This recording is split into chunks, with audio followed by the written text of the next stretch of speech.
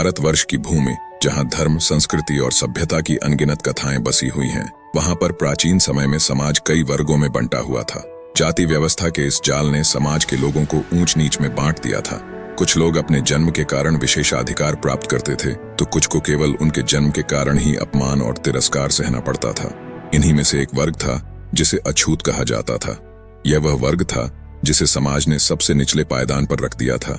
वे लोग मंदिरों में प्रवेश नहीं कर सकते थे, सामाजिक कार्यक्रमों में शामिल नहीं हो सकते थे, और यहाँ तक कि तथाकथित ऊंची जातियों के लोगों की छाया भी उनके लिए अपवित्र मानी जाती थी। गौतम बुद्ध, जो करुणा, प्रेम और समानता का प्रतीक थे, ने इस अन्यायपूर्ण व्यवस्था के विरुद्ध आवाज उठाई। उनकी शिक्षाएं सिर्फ आध्यात्मिक ज्ञान तक सीमित नहीं थीं, बल्कि सामाजिक सुधार का भी एक बड़ा माध्यम बनी। यह कहानी उस समय की है जब बुद्ध ने समाज को सच्चे अर्थों में अछूत शब्द के मायने समझाए।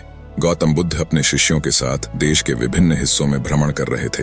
उनका उद्देश्य था लोगों को जीवन की सच्चाई, करुणा, प्रेम और अहिंसा का मार्ग दिखाना। एक दिन वे मगध राज्य के एक छोटे से गांव में पहुंचे। गांव का नाम था सिद्धपुर। यह गांव जाति व्यवस्था की जकड़ में पूरी तरह फंसा हुआ था। यहाँ के लोग जन्म के आधार पर मनुष्यों को ऊंचा और नीचा मानते थे। गांव में बुद्ध के आगमन की खबर फैल गई। लोग दूर दूर से उनके प्रवचन सुनने आए। गांव का हर व्यक्ति इस पावन अवसर का लाभ उठाना चाहता था। उसी गांव में एक गरीब व्यक्ति रहता था जिसका नाम सुप्पिया था। समाज ने उसे अछूत घोषित कर रखा था। उसकी स्थिति इतनी दयनीय थी कि लोग उसके छूने मात्र से ही अपवित्र होने का डर पालते थे।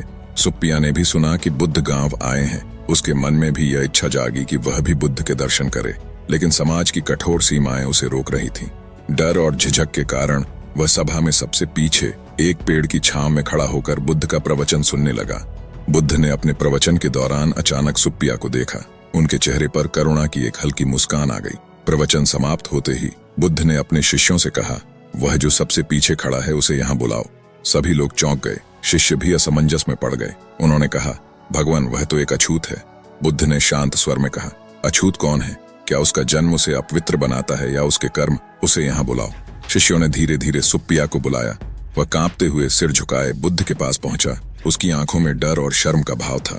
बुद्ध ने उसकी ओर हाथ बढ़ाया और कहा, तुम डरो मत, मेरे पास आओ। सुप्पिया ने कांपती आवाज में कहा, भगवान, मैं अछूत हूँ। अगर मैंने आपको छू लिया तो आप अपवित्र हो जाएंगे। बुद्ध ने उसके सिर पर हाथ रखा और कहा, पवित्रता शरीर से नहीं, मन से आती है। जो मनुष्य करुणा, दया और प्रेम से भरा हो, वही सबसे पवित्र है। तुम मेरे लिए सबसे शुद्ध हो। गांव वाले यह देखकर हैरान रह गए।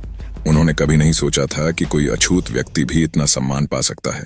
गांव वाले बुद्ध के चरणों में बैठ गए और उनसे प्रश्न किया, भगवान, आप कहते हैं कि अछूत जन्म से नहीं होता, तो फिर सच्चा अछूत कौन है? बुद्ध ने गहरी दृष्टि से सभी की ओर देखा और कहा, सुनो, मैं तुम्हें बताता हूँ कि सच्चा अछूत कौन है। 1. जो द्वेष करता है वही अछूत है। 2. जो दूसरों से घृणा करता है वही अछूत है। 3.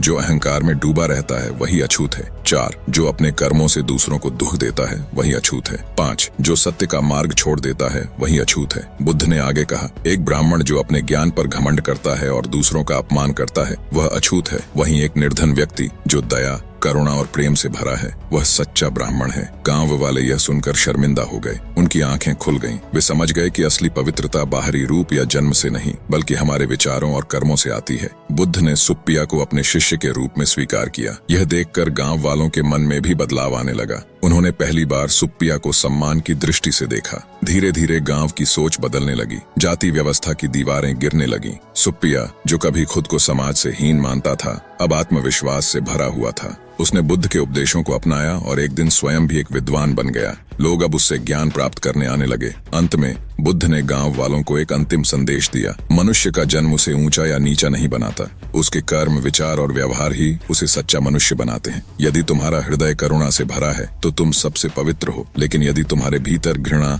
अहंकार और द्वेष है तो तुम सच्चे अर्थों में अछूत हो। गांव वाले इस सच्चाई को समझ गए। उन्होंने जाति व्यवस्था की बेड़ियों को तोड़ दिया और सभी को समान दृष्टि से देखने लगे। यह कहानी हमें यह सिखाती है कि समाज द्वारा थोपी गई पहचान से बड़ा हमारे कर्मों का महत्व है। सच्ची पवित्रता बाहरी आडंबरों में नहीं, बल्कि हमारे दिल की अच्छाई और हमारे कार्यों की शुद्धता में है। गौतम बुद्ध का यह उपदेश आज भी उतना ही प्रासंगिक है जितना उस समय था। हमें दूसरों को उनके कर्म, विचार और व्यवहार से आंकना चाहिए, न कि उनके जन्म या समाज की बनाई हुई सीमाओं से। यही सच्ची मानवता है। हर व्यक्ति में बौद्धत्व की क्षमता है, बस हमें उसे पहचानना और विकसित करना है।